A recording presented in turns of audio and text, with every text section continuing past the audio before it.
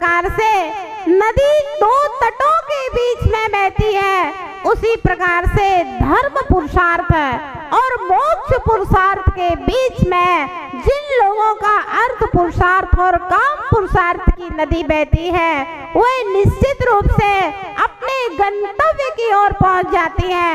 और जहाँ पर धर्म और मोक्ष पुरुषार्थ के तट ना हो, वहाँ पर अर्थ पुरुषार्थ और काम पुरुषार्थ जंगल की विभीषिका में वह नदी खो जाया करती है, कभी भी अपनी मंजिल पर पहुंच पाती नहीं। ध्यान रहे, पुरुषार्थ की अगर शुरुआत कही गई है तो धर्म पुरुषार्थ। आप लोगों को घटना मालूम होगी, चक्रवर्ती भरत के सामने जब 3 सेवक एक साथ उपस्थित हुए थे, तीनों सेवक ने एक साथ चक्रवर्ती भरत को समाचार दिए थे। 3 समाचार। कौन कौन से समाचार थे? चक्रवर्ती कहाँ है? 3 समाचार दिए थे चक्रवर्ती को कि भगवान आदिनाथ स्वामी को केवल ज्ञान प्रकट हुआ है।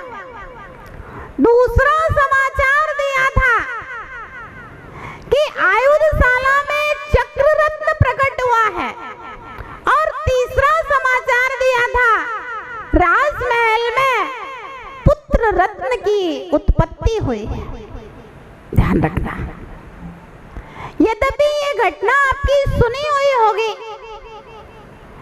आचार्य भगवंतों ने कहा है सम्यक ज्ञान ज्यादा पढ़ने से नहीं होता। प्रकाश भाई जी, सम्यक ज्ञान ज्यादा पढ़ने से नहीं होता, ज्यादा बार पढ़ने से सम्यक ज्ञान होता है। एक ही बात को आप बार बार पढ़िए, और जब आप एक ही बात को बार बार पढ़ेंगे तो आप उसकी गहराई में प्रवेश करेंगे। भावनात्मक रूप से आप उसके तथ्य को अपने हृदय में समझ सकेंगे। बड़ी महत्वपूर्ण बात है आज के प्रसंग में यह कि 3 समाचार एक साथ पहुंचे थे। भगवान आदिनाथ को केवल ज्ञान की उत्पत्ति, आयुधशाला में चक्र रत्न की उत्पत्ति, राजमहल में पुत्र रत्न की उत्पत्ति। चक्रवर्ती ने अपने गले का हार उतार के जिस सेवक ने आदिनाथ भगवान के केवल ज्ञान का समाचार दिया था, उस सेवक को प्रदान कर दिया।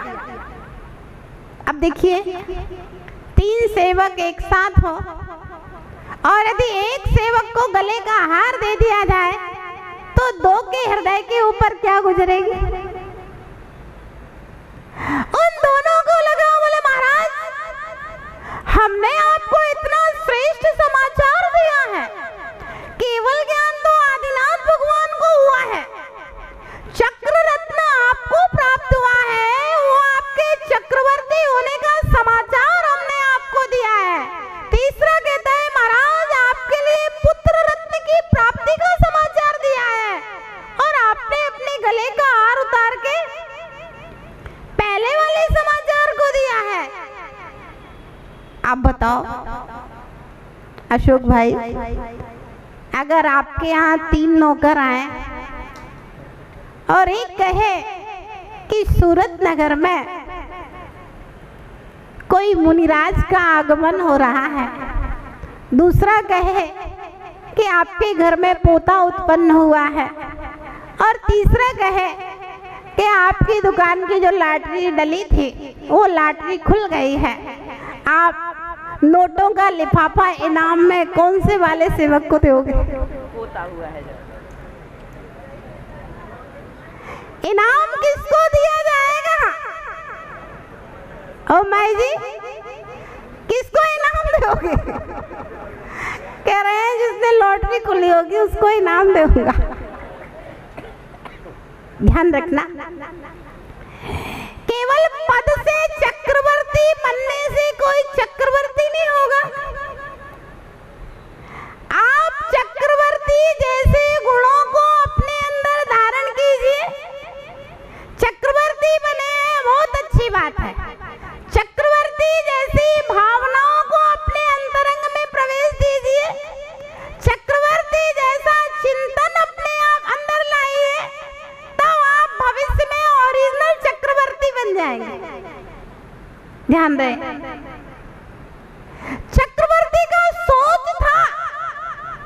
उसने क्या जवाब दिया सेवकों को?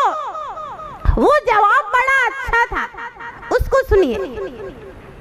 चक्रवर्ती ने कहा कि पुत्र रत्न की प्राप्ति काम पुरुषार्थ का फल है। चक्र रत्न की प्राप्ति अर्थ पुरुषार्थ का फल है।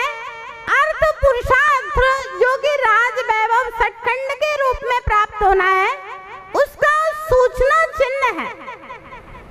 लेकिन केवल ज्ञान की प्राप्ति धर्म पुरुषार्थ का फल है। चक्रवर्ती कहता है अगर मेरा धर्म पुरुषार्थ सुरक्षित है, धर्म पुरुषार्थ अगर मैं पहले करता हूँ, तो अर्थ पुरुषार्थ और काम पुरुषार्थ की सिद्धि अपने आप हो जाएगी। और यदि धर्म पुरुषार्थ को मैं गौण कर दूंगा, धर्म पुरुषार्थ का नंबर बाद में लगाऊंगा, तो ना अर्थ पुरुषार्थ की सिद्धि होगी और ना काम पुरुषार्थ की सिद्धि होगी। एक सुंदर सा बट वृक्ष लगा हुआ था, हरे भरे पत्ते फल फूलों से लदा हुआ था। एक दिन पतझड़ आया और पूरे पत्ते झड़ गए, फल फूल सब अलग हो गए। वह वृक्ष फूट जैसा खड़ा रह गया। आपने देखे ऐसे वृक्ष? मैंने देखे ऐसे वृक्षों को देखा है, देख के लगता है जैसे सूखी लकड़ी खड़ी हो। एक बार हम लोग झांसी में करगोवा जी में थे। वहाँ एक क्षेत्र के अंदर अमरूद का बगीचा है। गर्मी के दिनों में थे, मई के महीने में। तो अमरूद के पूरे पेड़ ऐसे ठोंठ जैसे लकड़ी सूखी खड़ी थी। मुझे मालूम नहीं था ये बगीचा कैसा है, तो वहाँ के एक कर्मचारी से मैंने पूछा। हमने कहा ये सूखी लकड़ियाँ क्यों खड़ी हैं व्यर्थ में? तो बोला माता जी ये सूखी लकड़ियाँ नहीं हैं। तो मैंने पूछा क्यों? बोले ये अमरूद के पेड़ हैं। तो मैंने कहा ये अमरूद के पेड़, इनमें तो एक भी पत्ता नहीं दिख रहा है, एक भी लकड़ी हरी नहीं दिख रही है। बोले अभी पतझड़ हो गया है, अभी जब पानी बरसेगा तो ये सब हरे भरे हो जाएंगे, पत्ते लग जाएंगे और अमरूद भी लगते हैं, हर साल अमरूद लगते हैं इनमें। बोले इनकी जड़ जो है वो हरी भरी है। तो बट वृक्ष के पत्ते पूरे जड़ गए, फल फूल सब जड़ गए। एक पथिक वहां से निकला, बोला ए बट वृक्ष तेरे तो पत्ते जड़ गए, लकड़ियां सूख गई, फल फूल सब जड़ गए, कहे तो मैं तुझे उखाड़ दूं, अलग कर दूं। बट वृक्ष कहता है भाई मैं जैसा हूँ वैसा मुझे रहने दीजिए। बोले अभी बरसात आएगी, बसंत आएगा, मेरी जड़ आज भी हरी भरी है और जैसे ही बसंत आएगा वैसे ही ये डालियां, ये लकड़ियां, तने सब हरे भरे हो जाएंगे। इसी वृक्ष में पत्ते भी लगेंगे और फल फूल भी लगेंगे। ध्यान रखना, अर्थ पुरुषार्थ और काम पुरुषार्थ ये दोनों पत्ते हैं, ऊपर की लकड़ियां हैं। लेकिन धर्म पुरुषार्थ जो है वो है जीवन के वृक्ष की जड़ है। अगर धर्म पुरुषार्थ की जड़ तुम्हारी हरी भरी है, पाप कर्म के उदय से अगर तुम्हारे पत्ते झड़ गए, तिजोरी खाली भी हो जाए, तो अगर कुटुंब परिवार से रहित भी हो जाए, जैसे ही धर्म पुरुषार्थ की जड़ में तुर बसंत आएगा, पुनः पुण्य का उदय आएगा, तिजोरियां फिर भर जाएंगे, कुटुंब परिवार सब मिल जाएगा। विकल्प मत करना, बस धर्म पुरुषार्थ की जड़ को हरा भरा रखना। एक जीवन में लक्ष्य बना करके रखना कि धर्म पुरुषार्थ की जड़ सूखना नहीं चाहिए, धर्म का वृक्ष सूखना नहीं चाहिए। अर्थ से खाली हो जाना, पैसे से दरिद्र हो जाना कोई दिक्कत नहीं है, लेकिन धर्म की आस्था से जीवन में कभी भी दरिद्र मत हो जाना, कभी कुटुंब परिवार भी भी बिछड़ जाए उसका भी विकल्प नहीं करना, वह भी पुण्य का उदय आएगा, सब एक साथ मिल जाएंगे। लेकिन धर्म पुरुषार्थ अगर छूट गया तो दोबारा मिलना बहुत कठिन। चक्रवर्ती ने कहा कि भगवान का केवल ज्ञान धर्म पुरुषार्थ का फल कहा है, और पुत्र रत्न और चक्र रत्न तो अर्थ और काम पुरुषार्थ का फल है।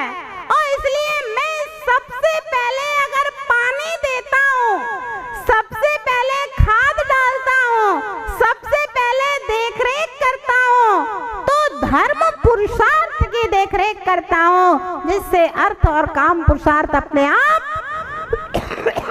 पुष्पित और पल्लवित होने लगते हैं। ध्यान रखना, पैसा दुकान खोलने से नहीं आता है, पैसा फैक्ट्रियां लगाने से नहीं आता है। सूरत वालों को मालूम है, कहते हैं माता जी अभी दीपावली के बाद 2-4 पार्टियां तो उड़ जाएंगी। क्या उन्होंने पैसा नहीं लगाया? क्या उन्होंने श्रम नहीं किया? पैसा भी लगाया है भैया, श्रम भी किया है, लेकिन कहीं ना कहीं धर्म पुरुषार्थ उनके जीवन में नहीं रहा। इसलिए संपत्ति गांव से लेकर के आते हैं और यहाँ आकर के बेचारे गमा करके वापस गांव लौट जाते हैं। ऐसी पार्टियां सूरत में दिखती हैं, क्योंकि यहाँ अर्थ पुरुषार्थ धर्म पुरुषार्थ के द्वारा पुष्पित और पल्लवित होता है। धर्म पुरुषार्थ अगर सहयोग न करे तुम्हारा, तो ध्यान रखना दुकान पे बैठे रहोगे, मक्खियां मारते रहोगे, एक भी ग्राहक आने वाला, बगल की दुकान पर भीड़ लगी रहेगी। कहते हैं माता जी या तो एक मार्केट में हजारों दुकानें एक साथ हैं, तो हजारों दुकानों में से 999 में भीड़ रहेगी और आपकी दुकान पे कोई ग्राहक नहीं आएगा। अगर धर्म पुरुषार्थ का पुण्य तेरे साथ नहीं होगा तो चक्रवर्ती का सोच था, विचार था कि सबसे पहले धर्म पुरुषार्थ। आप लोग दीपावली में अभी नए बही खाते बदले जाएंगे, क्या लिखा जाता है? शुभ लाभ। ऋषभ जी क्या लिखते हो बही खातों पे? शुभ लाभ। हाँ, हमारी प्राचीन संस्कृति तो शुभ लाभ लिखने की है, मतलब शुभ लाभ। शुभ लाभ क्या कह रहा है? कभी आपने विचार किया? ये हमारी जैन संस्कृति है, भारतीय संस्कृति है। पहले आप शुभ करो, लाभ अपने आप होगा, लाभ का विकल्प नहीं। अगर आपने शुभ नहीं किया और लाभ की चाह करते रहे भैया, तो चाहते रहना, लाभ होने वाला। आपको मालूम है 10वीं मंजिल के ऊपर वो काली टंकी रखी है, सिंटेक्स वाली टंकी, अकेले नहीं भर पाओगे, फिर भी टंकी नहीं भर पाएगी। और सोदर मिंद्र जी एक टिल्लू लगा दिया, अच्छी और पावर की मोटर लगा दी, एक बटन चटकाया और टंकी 5 मिनट में 10 मिनट में टंकी भर जाएगी। बस अगर धर्म पुरुषार्थ के साथ अर्थ पुरुषार्थ है तो बटन चटकाओगे और तिजोरी भर जाएगी।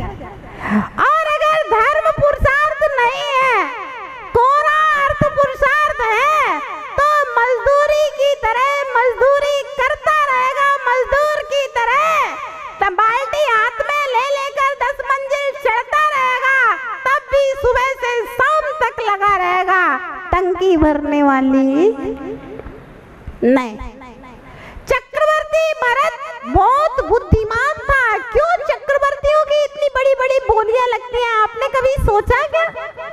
क्यों सोदर मिंद्र की इतनी बोली लगती है? आपने कभी विचार किया क्या? ईशान पिशान इंद्र इन सब की बोलियां क्यों लगती हैं? पूजा तो वही है, नीचे बैठने वाले भी कर रहे हैं, ऊपर बैठने करने वाले भी वही कर रहे हैं। ध्यान रखना, ये इतने श्रेष्ठ पद है, महान पद है, महानतम लोग इन पदों के ऊपर विराजमान हुए। जो निकट भव्य रहे तद्भो मोक्षगामी भरत चक्रवर्ती था। सौदर मित्र अगले भाव में मोक्षगामी होता है, सम्यक दृष्टि होता है, बुद्धिमान। सृष्टि श्रावक की बोली क्यों लगती है? क्योंकि सृष्टि श्रावक एक बहुत महान व्यक्तित्व हुआ करता है, जो भगवान की वाणी जिसके निमित्त से खिरे, वह कितना महान व्यक्तित्व होगा, आप सोचिए, कल्पना कीजिए। ये बहुत महान पदों पर बैठ करके आप उन महान पदों के विषय में चिंतन तो किया करो। कैसा था चक्रवर्ती भरत मालूम है? भरतेश वैभव में लिखा है, जब राज सिंहासन पर बैठता था तो पूरे राजा के गुण उसके अंदर परिलक्षित होते थे। और जब अष्टमी चतुर्दशी को भगवान की पूजा के लिए जाता था तो श्वेत वस्त्र धारण करके और उसकी सारी स्थितियां सादगी के वस्त्र पहन करके जब भगवान की पूजा के लिए जाता था तो अपने सारे दास दासियों को आदेश देता था कि इस समय मुझे कोई भी प्रणाम ना करे, अभी मैं जिनेंद्र भगवान की आराधना के लिए जा रहा हूँ। अष्टमी चतुर्दशी को उपवास करके पूरा दिन जिनेंद्र भगवान के जिनालय में स्वाध्याय, माला जाप, ध्यान आदि में गुजारता था। ऐसा था वह भरत चक्रवर्ती। राज्य सिंहासन पर बैठता था, उस समय शासन करता था, लेकिन प्रातः काल प्रतिदिन भगवान की पूजा और उसके बाद में मालूम है आपको, पढ़ लेना भरतेश वैभव, प्रतिदिन द्वारापेक्षण किया करता था। महल के द्वार पर खड़े होकर के मंगल कलश लेकर के वह चक्रवर्ती इंतजार किया करता था कि कोई महामुनिराज तो नहीं आ रहे। एक दिन कोई मुनिराज नहीं आए, चक्रवर्ती की आंखों से अश्रु की धारा बह रही थी। सेवक ने पूछा, स्वामी, क्या आपकी आज्ञा का किसी ने उल्लंघन किया है अथवा आपके बारे में पीठ पीछे किसी ने कुछ गलत शब्द कह दिया है? आपकी आंखों में आंसू, 6 खंड में